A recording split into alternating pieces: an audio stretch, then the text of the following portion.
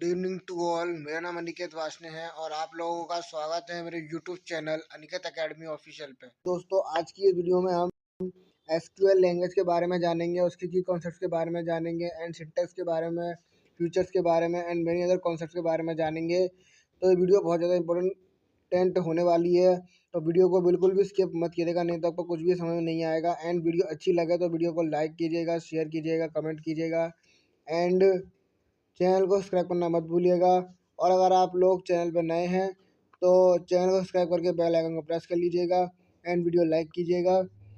तो बिना देरी करते हुए वीडियो को स्टार्ट करते हैं। Let's start the video. सबसे पहला है इसमें introduction to SQL language. SQL short for structured query language. SQL को हम शॉर्ट में स्ट्रक्चर्ड क्वेरी लैंग्वेज कहते हैं, जो कि एक कॉर्नर स्टोन होता है रिलेशनल डेटाबेस मैनेजमेंट सिस्टम का। आरडीबीएमएस का एक कॉर्नर स्टोन होता है एसक्यूएल, जिसको हम स्ट्रक्चर्ड क्वेरी लैंग्वेज कहते हैं। और आरडीबीएमएस के बारे में बताऊं तो रिलेशनल डेटाबेस मैनेजमेंट सिस्टम इसकी फुल फॉर्म है। ठीक है, ये हमें अलाउ करता है या ये हमें इनेबल करता है कि हम डेटाबेस के साथ कम्युनिकेट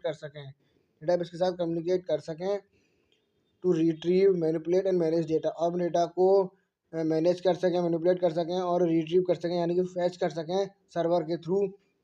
ठीक है, सर्वर के through with the help of database.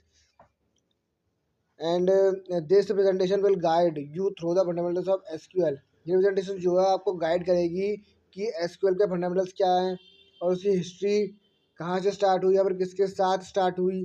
ठीक है, एंड की कॉन्सेप्ट्स के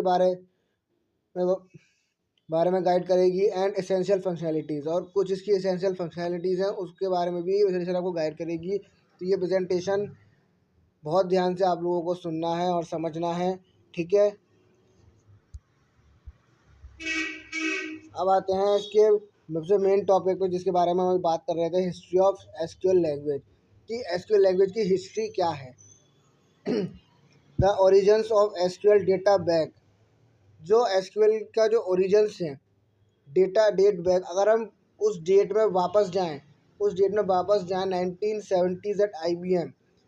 1970s के टाइम में अगर हम वापस जाएं तो उस टाइम IBM एक कंपनी थी, ठीक है, जिसने एसक्यूएल के ओरिजिन्स लॉन्च किए थे या फिर देखे थे। वे रिसर्चर्स, जो हमारे रिसर्चर्स थे, उन्होंने डेवलप किया था, उन्होंने एक रिलेशन डेटाबेस सिस्टम को डेवलप किया था, जिसको हम नाम देते हैं सिस्टम आर। ठीक है, this project aim to create, और ये जो प्रोजेक्ट था इसका एम था कि to create a more flexible, कि हम इस प्रोजेक्ट के ज़रिए कुछ मोर फ्लेक्सिबल या एफिशिएंट वे, कोई ऐसा तरीका क्रिएट करें, यहाँ पर कोई ऐसा मोर फ्लेक्सिबल तरीका हम क्रिएट करें डेटा को मैनेज करने का। ठीक है, ड्यूरिंग दिस डेवलपमेंट के दौरान एक नई लैंग्वेज डेवलप हुई, जिसको हमने नाम दिया sequel, structured English query language. Structure English query language उस टाइम पे बॉर्न हुई थी, यानी उसका जन्म हुआ था सीक्वल का। ठीक है, एक नई लैंग्वेज डेवलप हुई थी, मतलब डेवलप कर रहे थे एसक्यूएल को, तो एक नई लैंग्वेज डेवलप हो गई थी जिसका नाम था sequel, structured English query language. ठीक है, अब इसका एवोल्यूशन कैसे हुआ। सीक्वल इवेंचुअली इवॉल्व, सीक्वल जो है वो इवेंचुअली इवॉल्व की गई एसक्यूएल के साथ उसको इवॉल्व किया गया, which was adopted by other companies. और इसको अडॉप्ट किसके द्वारा किया गया, अदर कंपनीज के द्वारा अडॉप्ट किया गया। And gain wide spread acceptance, और इसको वाइड स्प्रेड एक्सेप्टेंस मिला, इसने गेन किया एज अ स्टैंडर्ड लैंग्वेज की तरह। इसने एक वाइड स्प्रेड एक्सेप्टेंस को गेन किया फॉर रिलेशनल डेटाबेस के लिए। ठीक है, इसका इम्पैक्ट क्या पड़ा। SQL revolutionised database management. SQL जो है वो एक रिवॉल्यूशनाइज्ड डेटाबेस मैनेजमेंट है, ठीक है, जो कि by providing a standardized in user friendly way, मतलब ये एक यूज़र फ्रेंडली वे और एक स्टैंडर्डाइज्ड वे प्रोवाइड करता है डेटाबेस के साथ इंटरेक्ट करने में या फिर कम्युनिकेट करने में।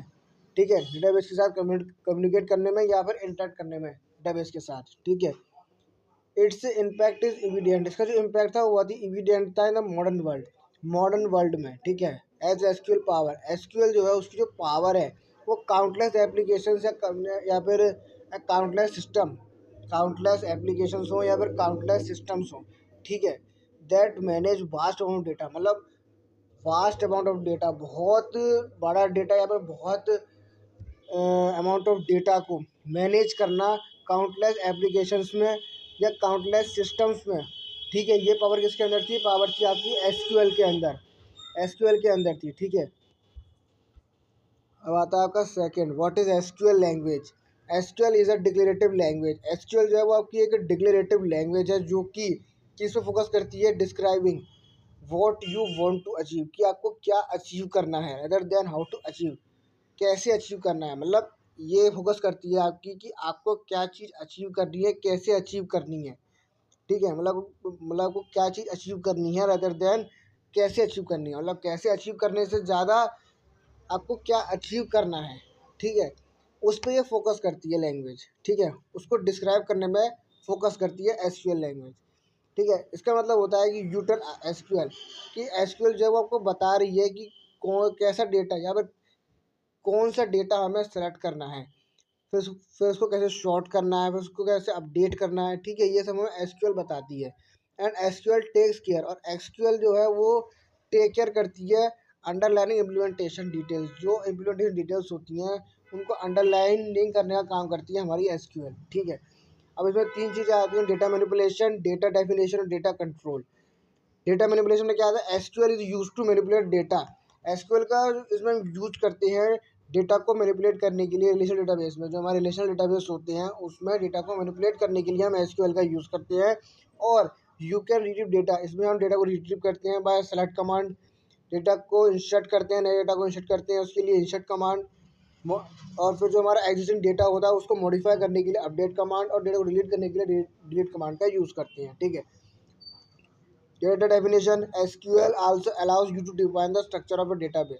एसक्यूएल जो है वो हमें अलाउ करता है कि हमारा जो डेटाबेस है उसका जो स्ट्रक्चर है, उसका हम स्ट्रक्चर कैसे डिफाइन करेंगे। ठीक है, उसका हम अपना स्ट्रक्चर कैसे डिफाइन करेंगे अपने डेटाबेस का, ये हमें एसक्यूएल अलाउ करता है इसके अंदर, डेटा डेफिनेशन के अंदर। यू कैन क्रिएट टेबल, इसमें हम टेबल्स क्रिएट करेंगे बाय क्रिएट टेबल कमांड के ज़रिए। कॉलम्स को डिफाइन करेंगे डेटा टाइप्स के साथ। एंड एक रिलेशनशिप इस्टेब्लिश करेंगे टेबल्स के बीच में। ठीक है, data control, you can control access to data using SQL. इसमें हमारा डेटा हमने स्टोर किया है डेटाबेस के अंदर, उसको कंट्रोल करने के लिए या उसको एक्सेस करने के लिए। ठीक है, उसको एक्सेस करने के लिए, उसको कंट्रोल करने के लिए हम एसक्यूएल का यूज़ करते हैं। ठीक है, यू कैन ग्रांट और रिवोक परमिशन, और इसमें हम दो परमिशंस का यूज़ करते हैं, ग्रांट और revoke, grant slash revoke. Users को मैनेज करने के लिए create slash drop user, roles को डिफाइन करने के लिए क्रिएट स्लैश ड्रॉप रोल। ठीक है, अब आता है आपका SQL data types. SQL uses data types. SQL जो है वो कुछ डेटा टाइप्स यूज करता है, हमारा किस टाइप का डेटा है या किस काइंड, कौन सा कैसा हमारा काइंड ऑफ डेटा है उसको डिफाइन करने के लिए हम डेटा टाइप्स का यूज़ करते हैं। एसक्यूएल डेटा का यूज़ करते हैं, और एसक्यूएल भी यूज़ करती है डेटा टाइप्स को। ठीक है, that can be stored in a column, जो कि स्टोर होते हैं एक कॉलम के अंदर स्टोर होते हैं।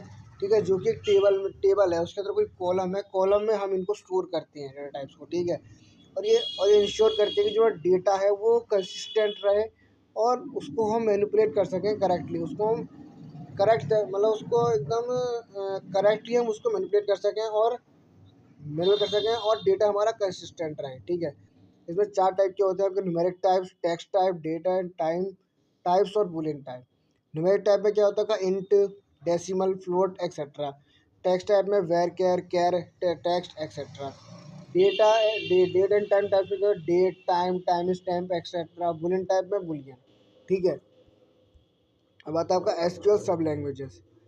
एसक्यूएल जो है उसको डिवाइड किया गया है सब लैंग्वेजेस में। एसक्यूएल को हमें डिवाइड किया है सब लैंग्वेजेस में। ठीक है, डेटा को मैनेज करने के लिए एफिशिएंटली, डेटा को मैनेज करने के लिए हमने एसक्यूएल को डिवाइड कर दिया है सब लैंग्वेजेस के अंदर। ठीक है, विद इन रिलेशनल डेटाबेस के साथ। ठीक है, each sub language serves a specific purpose. हर एक सब लैंग्वेज जो है वो एक स्पेसिफिक पर्पस सर्व करती है। ठीक है, एक स्पेसिफिक पर्पस सर्व करती है, और डेटाबेस एडमिनिस्ट्रेशन को इन्हांस करती है। डेटाबेस एडमिनिस्ट्रेशन को इन्हांस करती है और डेटा इंटीग्रिटी को इंश्योर करती है। ठीक है, ये भी 4 टाइप की होती है आपकी SQL language: data definition language, data manipulation language, data control language और transaction control language, TCL, DCL, DML, DDL. DDL commands जो होती हैं वो डेटाबेस का स्ट्रक्चर डिफाइन करती हैं। डीडीएल कमांड्स जो होती हैं वो आपकी डेटाबेस का स्ट्रक्चर डिफाइन करती हैं। उस और हम डीडीएल का यूज़ क्यों करते हैं? डीडीएल का हम यूज़ करते हैं न्यू टेबल्स क्रिएट करने के लिए, एग्जिस्टिंग टेबल्स को मॉडिफाई करने के लिए। ठीक है, फॉर एग्जांपल जैसे एडिंग और रिमूविंग कॉलम्स, हमें कोई कॉलम रिमूव करना है या ऐड करना है। ठीक है, यहाँ पर हमें डेटा टाइप्स चेंज करने हैं। ठीक है, यहाँ पे हमें टेबल डिलीट करनी है तो हम ड्रॉप टेबल का यूज़ करेंगे। तो जैसे हमने कोई फॉर एग्जांपल जैसे हमने क्रिएट टेबल एम्प्लॉयज़, हमें एक टेबल हमें क्रिएट करनी है एम्प्लॉयज़ के नाम से। ठीक है, उसमें हमने क्या लिया, आईडी लिया, इंट प्राइमरी की, नेम वेर क्या 255, ये साइज़ है उसका, एंड कॉमा डिपार्टमेंट, फिर वेर क्या 255, फिर सेमीकोलन, क्रिएट्स अ टेबल। हमने इससे क्या होगा कि एक टेबल क्रिएट होगी जिसमें एम्प्लॉय की सारी एम्प्लॉय की इंफॉर्मेशन स्टोर होगी, ठीक है। डेटा मैनिपुलेशन लैंग्वेज क्या है? डीएमएल कमांड्स जो हैं वो डेटा को मैनिपुलेट करती हैं। डीएमएल कमांड्स जो हैं वो डेटा को मैनिपुलेट करती हैं डेटाबेस के अंदर। ठीक है, और हम डीएमएल का यूज़ करते हैं न्यू डेटा को इंसर्ट करने के लिए, किसके ज़रिए? इंसर्ट इनटू के ज़रिए। और जो हमारा एग्जिस्टिंग डेटा होता है उसको अपडेट करने के लिए हम अपडेट कमांड का यूज़ करते हैं। डेटा को डिलीट करने के लिए हम डिलीट का यूज़ करते हैं। एंड रिट्रीव डेटा के लिए हम सेलेक्ट का यूज़ करते हैं। फॉर इंस्टांस, ठीक है, insert into employees, ID comma name comma department values में क्या किया, 1 कॉमा जॉन डोई कॉमा फिर कॉमा सेल्स, फिर सेमीकोलन। ठीक है, इसमें क्या होगा कि अगर हमें एक नए एम्प्लॉय को ऐड करना है एम्प्लॉय टेबल के अंदर तो हम सेलेक्ट स्टेटमेंट का हम, ठीक है, अगर हमें किसी न्यू एम्प्लॉय को ऐड करना है एम्प्लॉय टेबल के अंदर तो हम सेलेक्ट स्टेटमेंट का यूज़ करेंगे एज कवर्ड अर्लियर, उसको हम कवर करेंगे पहले ही। ठीक है, सेंट्रल टू क्वेरिंग डेटा।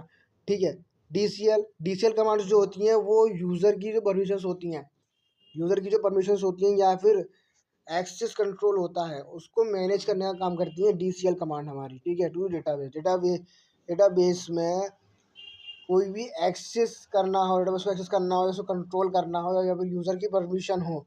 ठीक है, यूज़र को परमिशन दे रहा है डेटाबेस को। ठीक है, तो उनको मैनेज करने के लिए डीसीएल कमांड यूज़ की जाती है। ठीक है, ग्रांट जो है वो अलाउ करती है क्या, असाइनिंग प्रिविलेजेस अलाउ करती है। इन एग्जांपल ग्रांटिंग सेलेक्ट परमिशन, वो सेलेक्ट परमिशन जो कि यूज़र ने सेलेक्ट की है, ठीक है, उसको ग्रांट करने का काम करती है ना स्पेसिफिक टेबल, मतलब किसी भी स्पेसिफिक टेबल पे यूज़र ने कोई परमिशन सेलेक्ट की है या ग्रांट की है डेटाबेस से। ठीक है, तो उसको मतलब सेलेक्ट की है यूज़र ने कोई परमिशन, ठीक है, तो उसको कौन ग्रांट करता है? उसको डेटाबेस ग्रांट करता है। ठीक है, वाइल रिवोक, अगर हम रिवोक की बात करते हैं तो ये प्रिविलेज को रिमूव करता है। ठीक है, this is crucial for security data protection, और बहुत ही क्रूशल होता है सिक्योरिटी में और डेटा प्रोटेक्शन में विद इन डेटाबेस सिस्टम के अंदर। लास्ट है इसमें टीसीएल जो है डेटाबेस ट्रांजेक्शन को मैनेज करने का काम करती है। ठीक है, जिस और क्या इंश्योर करती है? डेटा कंसिस्टेंसी और डेटा रिलायबिलिटी को इंश्योर करती है एंड डेटाबेस ट्रांजेक्शन्स को मैनेज करने का काम होती है टीसीएल। ठीक है, कमिट जो होती है वो चेंजेस, मतलब जो सेव चेंजेस होते हैं ड्यूरिंग अ ट्रांजेक्शन के दौरान जो चेंजेस होते हैं उनको सेव करने का काम करती है कमिट। ठीक है, इंश्योरिंग डेटा इज इसका मतलब, और इसमें क्या इंश्योर होता है कि जो डेटा है वो परमानेंटली रिटर्न हो गया डेटाबेस के अंदर हमने उसको परमानेंटली राइट कर दिया, रिटर्न कर दिया। ठीक है, ये इसमें इंश्योर किया जाता है। रोल बैक क्या होता है कि अंडर चेंजेस, कुछ भी चेंजेस नहीं करती मेड विद ट्रांजेक्शन, किसी ट्रांजेक्शन के अंदर कोई भी मतलब चेंज नहीं करती। ठीक है, बल्कि एक एरर अकर हो जाएगी। ठीक है, और ये डेटा इंटीग्रिटी को मेंटेन करेगी। जैसे फॉर एग्जांपल जैसे बस सीरीज ऑफ अपडेट, मतलब कोई अपडेट्स की सीरीज़ हैं, ठीक है, वो फेल हो गई हाफ वे थ्रू, मतलब आधे रास्ते में ही वो फेल हो गई, तो रोल बैक क्या करेगी? इनकंसिस्टेंट डेटा को प्रिवेंट करेगी फ्रॉम बीइंग स्टोर, और फिर उसको स्टोर करेगी। ठीक है, पहले उसको प्रिवेंट करेगी फिर उसको स्टोर करेगी।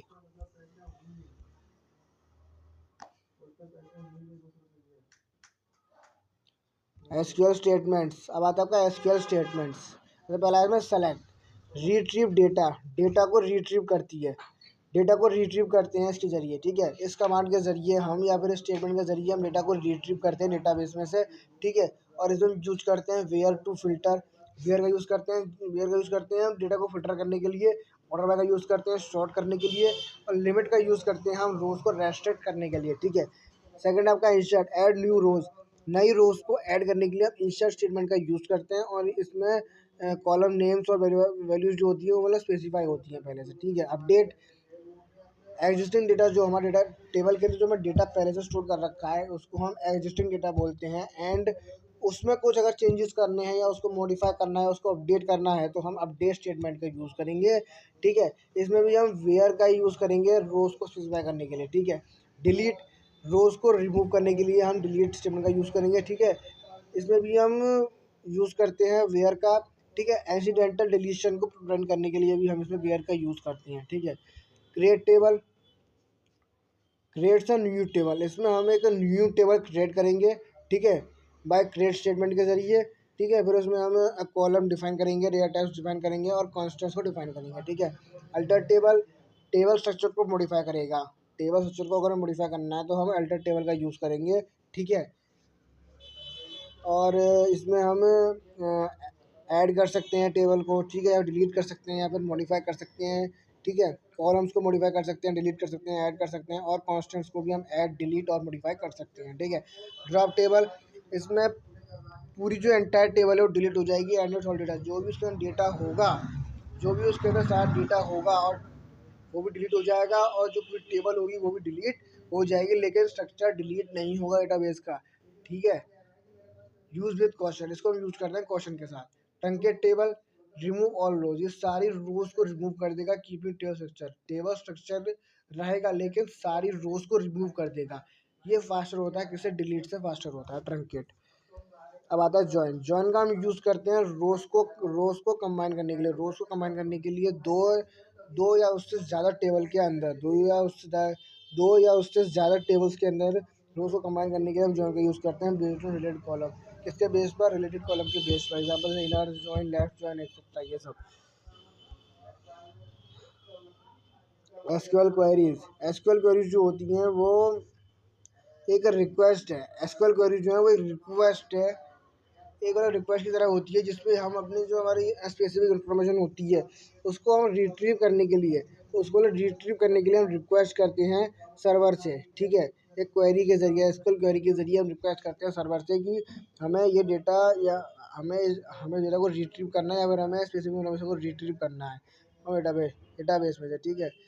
Queries can be simple, queries जो होती हैं वो सिंपल भी होती हैं और कॉम्प्लेक्स भी होती हैं, ठीक है। ये डिपेंड करता है आपके डेटा पे, ये डिपेंड करता है आपके डेटा पे कि आपको किस टाइप के डेटा की नीड है, वो भी डिपेंड करता है, ठीक है। एसक्यूएल क्वेरीज में आपका पहला है फ्रॉम, फ्रॉम जो है उसका हम यूज करते हैं टेबल को स्पेसिफाई करने के लिए, टेबल को स्पेसिफाई करने के लिए, तो रिट्रीव डेटा, डेटा को रिट्रीव करने के लिए, डेटाबेस में से हम टेबल को स्पेसिफाई करने के लिए हम यूज़ करते हैं फ्रॉम का। वेयर का यूज़ करते हैं डेटा को फिल्टर करने के लिए बेस्ड ऑन स्पेसिफिक कंडीशन के बेस पर डेटा को फिल्टर करने के लिए हम वेयर का यूज़ करते हैं। ऑर्डर बाय का, रिजल्ट्स को शॉर्ट करने के लिए स्पेसिफिक ऑर्डर में और रिजल्ट्स को शॉर्ट करने के लिए हम ऑर्डर बाय का यूज़ करते हैं। लिमिट का, कि कितनी नंबर ऑफ रोज़ हमें रिटर्न चाहिए उसकी लिमिट हम सेट करते हैं बाय लिमिट क्वेरी के ज़रिए, ठीक है।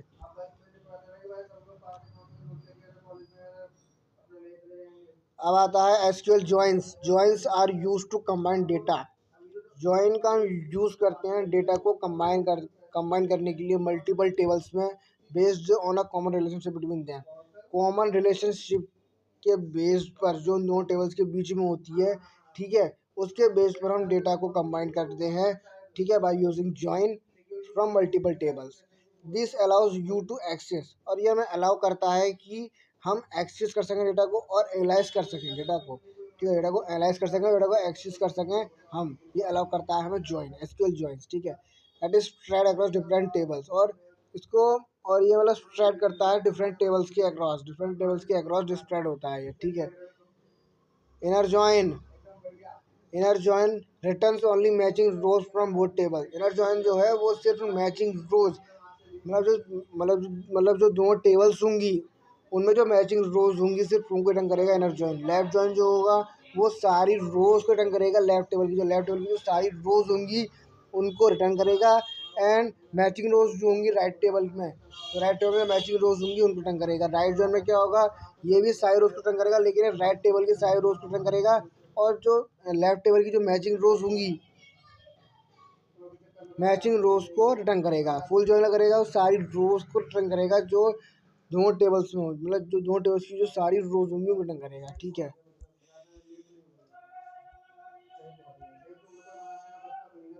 अब आता है आपका SQL function. SQL functions perform specific operation on data.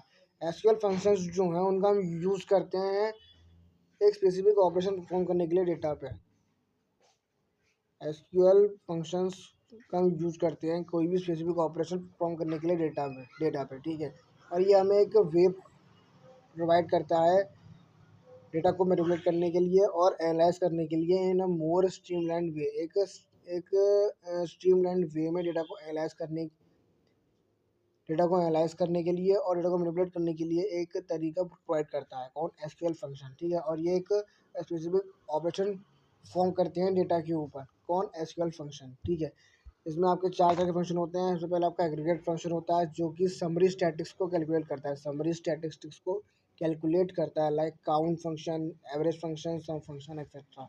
String function ये स्ट्रिंग्स को मैनिपुलेट करने के काम आते हैं, like upper function, lower function, substring function etcetera. Date and time function dates और टाइम्स को हैंडल करने के लिए हम फंक्शन का यूज़ करते हैं, like date function, time function, now function etcetera. Mathematical function ये कैलकुलेशन परफॉर्म करते हैं, कैलकुलेशन परफॉर्म करने के लिए हम यूज़ करते हैं, like ABS function, SQRT function, power function etcetera.